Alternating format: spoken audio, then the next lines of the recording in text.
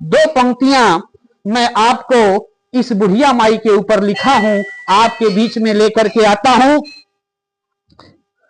कि सिद्धिदात्री बुढ़िया माई के, सिद्धिदात्री बुढ़िया माई के कितना प्यारा धाम हो, इत हथिया राम हो भाई, इत हथिया राम हो।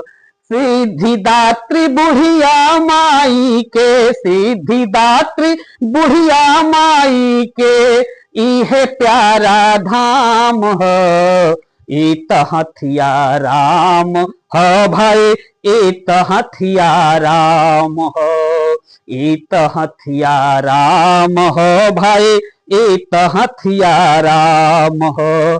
लगवा लागल मनई इहवा लोटत लोटत आवेला, लकवा लागल मनई इहवा लोटत लोटत आवेला, माई के कृपा हईले उहे फिर धावत जाले, माई के कृपा के कारण उहे लोगवा धावेला।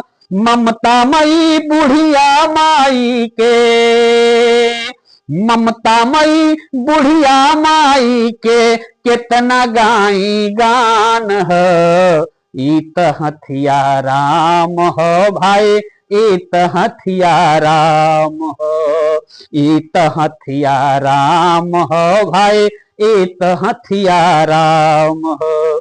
सिद्धिदात्री बुढ़िया माई के, सिद्धिदात्री बुढ़िया माई के कितना प्यारा धाम हो, इहे हथिया राम हो भाई, एहे हथिया राम हो।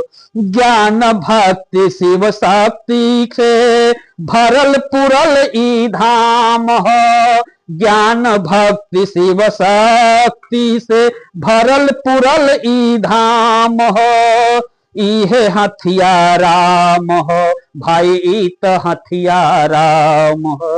बेसो नदी के तट पर स्थित इत प्यारा धाम हो, बेसो नदी के तट पर स्थित इहे प्यारा धाम हो, इत हथिया राम हो भाई, इहे हथिया राम हो। बोलिए साचे दरबार की जय, सिद्धिदात्री बुढ़िया माई की जय।